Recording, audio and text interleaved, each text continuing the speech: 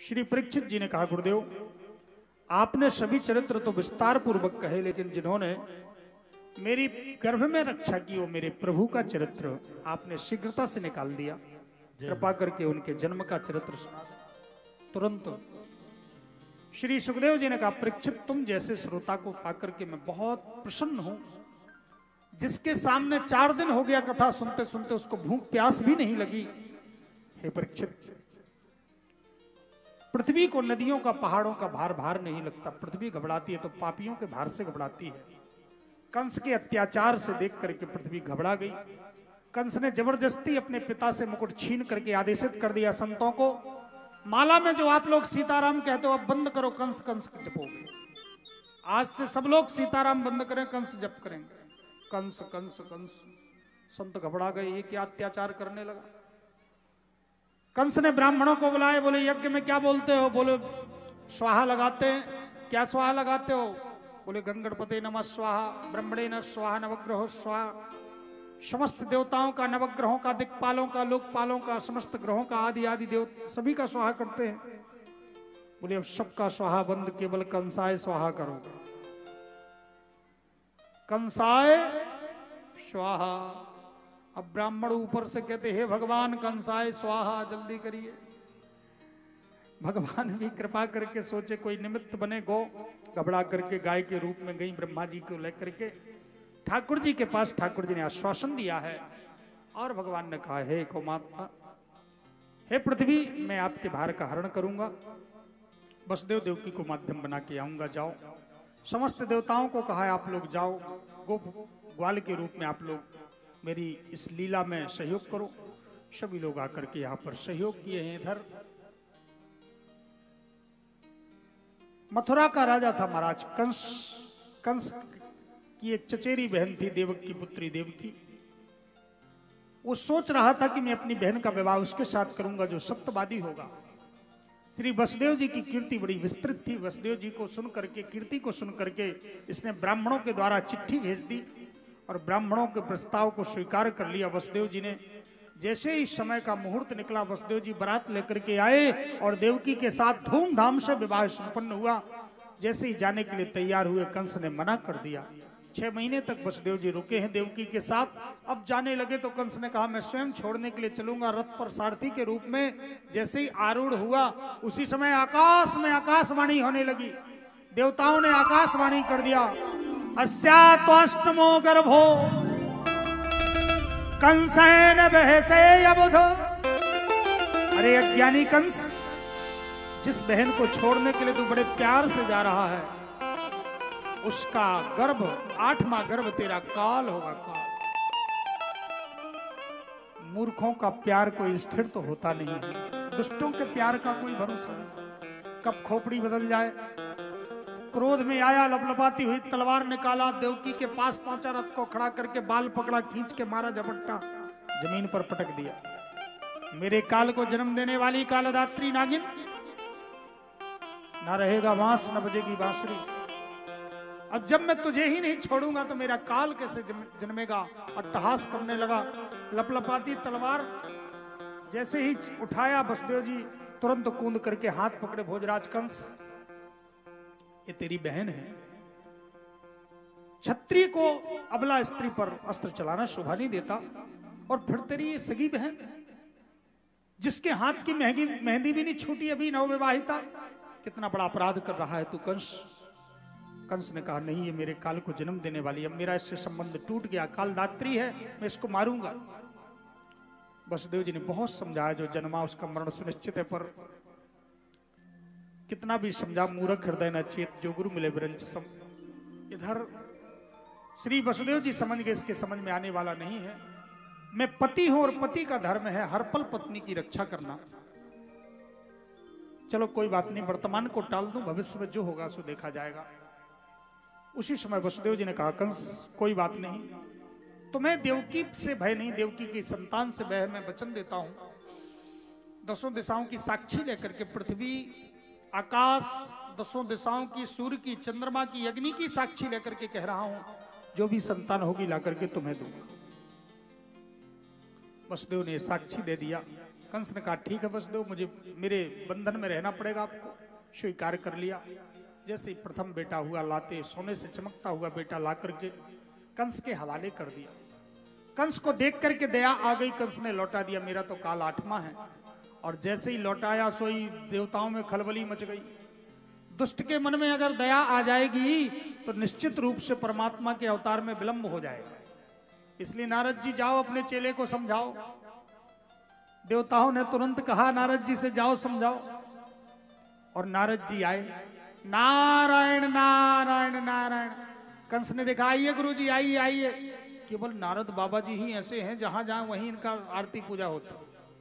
दुष्टों में जाए तो वो भी आरती पूजा करते हैं, और देवताओं में जाए तो वो भी माला चंदन लगाते हैं, क्योंकि ये सबके मन की बात कहते हैं, भले ही लड़ाई झगड़ा हो जाए कोई दिक्कत।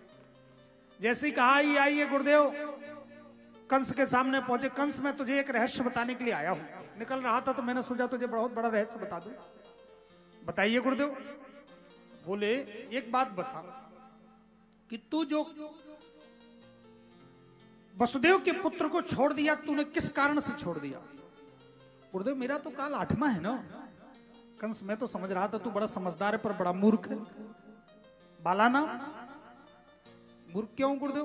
बोले देख मैं कमल लेकर के आया, गिनती गिन, 1 2 3 4 5 6 7 8। अब यहां से गिन, अष्टदल कमल दिखाया, गिनती गिनाई, जहां से गिनावे उसी के बगल में 8, दूसरी जगह से गिनावे उसी के बगल में 8, चारों तरफ उसकी पंखुड़ी है, पंखुड़ी को गिनाते हैं नारद बाबा। कंस की खोपड़ी घूम गई, उसकी तो खोपड़ी चक्कर काटने लगे। गुरुजी मेरे तो कुछ समझ में नहीं आ रहा कि कौन सा 8 है। गुरुजी ने कहा मैं इसलिए तो तुझे बताने आया हूं कि तू किसी को मत छोड़, जो 8वां होगा अपने आप जयराम जी हो जाएगा। मूर्ख और शंख दूसरे के फूकने से बचते, मूर्ख और शंख दूसरे के फूकने से बचते। शंख महाराज ये कंस बजने लगा। ठीक है गुरुदेव आपने बिल्कुल सही बता दिया, अब मैं तुरंत अब किसी को छोड़ूंगा नहीं। तो क्या देवताओं ने या गुरुजी ने क्या पाप करने की प्रवृत्ति डाली, कंस को मारने की प्रवृत्ति डाली? बोले नहीं, ये सिद्धांत गुरु और संत देवता कभी भी अधर्म से प्रेरित नहीं करेंगे, पर यह भी नियम है। जैसे डॉक्टर कभी रोग बढ़ाने की दवाई नहीं देता, देता है क्या? रोग मिटाने की देता है या रोग घटाने की देता है, पर रोग बढ़ाने की डॉक्टर दवाई नहीं देता। पर आप अपने बच्चे को लेके जाओ और फोड़ा हो गया हो, उस फोड़ा को देख करके डॉक्टर देखेगा, आप कहेंगे डॉक्टर साहब इसको दे दो फोड़ा सूख जाए। आप डॉक्टर साहब उस फोड़े को देखेंगे, देख करके देखेंगे, दबा दबू के देखेंगे अब ये सूखने वाला नहीं, बहुत उठ गया है। अगर सूखने वाला फोड़ा होता है तो उसको सूखने की दवाई दे दी जाती है, और डॉक्टर देखता कि अब ये सूखने वाला नहीं है तो फिर सूखने की दवाई नहीं देता। डॉक्टर कहता है इसका ऑपरेशन करना पड़ेगा, ये दवाई से सूख नहीं पाएगा, इसमें गांठ पड़ी हुई है जबरदस्त, और इसमें ऑपरेशन से ही निकलेगा, फोड़ा समाप्त होगा। तो माँ बाप कहते हैं फिर अभी ऑपरेशन कर दो, तो डॉक्टर क्या कहता है अभी ऑपरेशन नहीं होगा, जब तक ये पकेगा नहीं तब तक ऑपरेशन नहीं होगा। तो फिर उसको डॉक्टर दवाई देता है, अभी रुक जाओ इसको पक जाने दो, फिर उस फोड़े को पकाने की दवाई देता है। ऐसे ही जीवन में जो पाप होते हैं पहले तो थोड़े मोड़े होते हैं तो प्रायश्चित से कट जाते हैं। जब ये देखा जाता है कि रजिस्टर इतना भर गया है कि कितना भी प्रायश्चित करो अब खाली होने वाला ही नहीं, तो फिर उसको पूरा भरा जाता है कि अब रजिस्टर जलाना पड़े, जयराम जी करना पड़े। इस पाप के फिर पूरे फोड़ने के लिए ठाकुर जी को ही आना पड़ता है। फिर देवता लोग पाप का सहयोग करते हैं, जैसे सर्जन के आने के पहले डॉक्टर लोग तैयारियां कर देते हैं, ऐसे सभी देवता तैयारी करके रखते हैं कि ठाकुर जी आएंगे ऑपरेशन करने के लिए, सो यहाँ पर हम लोग तैयारी करके रखे। देवता ने वही तैयारी की। गुरु बाबा भड़का के पहुंच गए नारद जी महाराज, और कंस ने बुलाया बच्चे को, पत्थर पर पछाड़ दिया, 6 बेटों को मार दिया। साथ में स्वयं भगवान शेष आए हैं। शेष भगवान ने कहा प्रभु इस बार तो आप रामावतार में पहले चले गए तो कई बार मुझे सिर नीचे करना पड़ा, गुस्सा तो बहुत आती है मुझे, लेकिन इस बार मैं बड़ा बन के जाऊंगा। ठाकुर जी ने कहा ठीक है तो दादा जल्दी चले जाओ।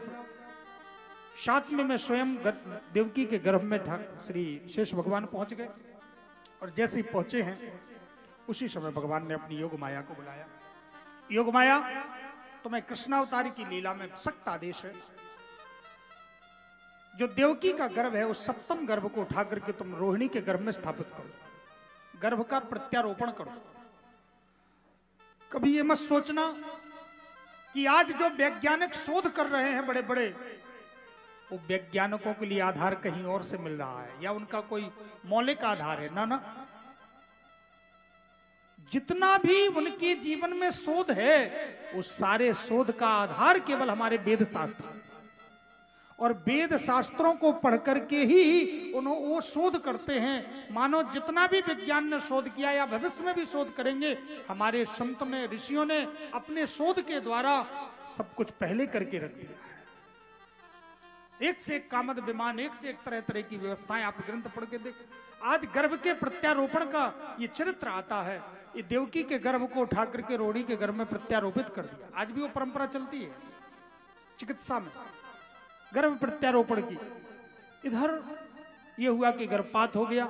अष्टम में भगवान स्वयं आने को तैयार हो गए। ठाकुर जी ने कहा, योग माया तुम जाकर के यशोदा के यहाँ जन्म लेना, फिर मैं वहां आऊंगा, वसुदेव जी तुम्हें लेकर के आएंगे, तुम्हें कंस मारना चाहेगा, तुम अष्टभुजा देवी बन जाओगी, और अंततः तुम्हारी इस कलयुग में बड़ी प्रतिष्ठा होगी। कहीं शारदा के रूप में तुम्हें जानेंगे, कहीं विंध्यवासिनी के रूप में जानेंगे, कहीं वैष्णवी के रूप में, कहीं नैना देवी के रूप में, कहीं महाकाली भद्रकाली के रूप में। इसलिए तुम इस कलिकाल में जाओ। योग माया ने स्वीकार कर लिया, और योग माया सप्तम गर्भ को उठा करके रोहिणी के गर्भ में स्थापित कर दी। और उसी समय रोहिणी जी ने कृपा मान करके स्वीकारा।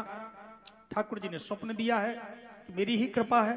इधर देवकी के गर्भ में 8वां गर्भ स्वयं ठाकुर जी आए हैं। भगवान गर्भ में तो आते हैं और माँ को एहसास भी होता है, कृपा का भी एहसास होता है, स्वप्नादि भी एहसास होता है, लेकिन भगवान कभी जन्म नहीं लेते। वो अजन्मा है, जिसलिए जो जन्मता नहीं वो मरता भी नहीं है। ये प्रकट होते हैं, इसलिए अंतर ध्यान भी होते हैं। आज ठाकुर जी जैसे ही गर्भ में आए, माता देवकी को सुंदर सुंदर स्वप्न दिखने लगे। समस्त देवताओं के सुंदर सुंदर लीलाओं का दर्शन होने लगा, और माता देवकी उसी समय आ गया।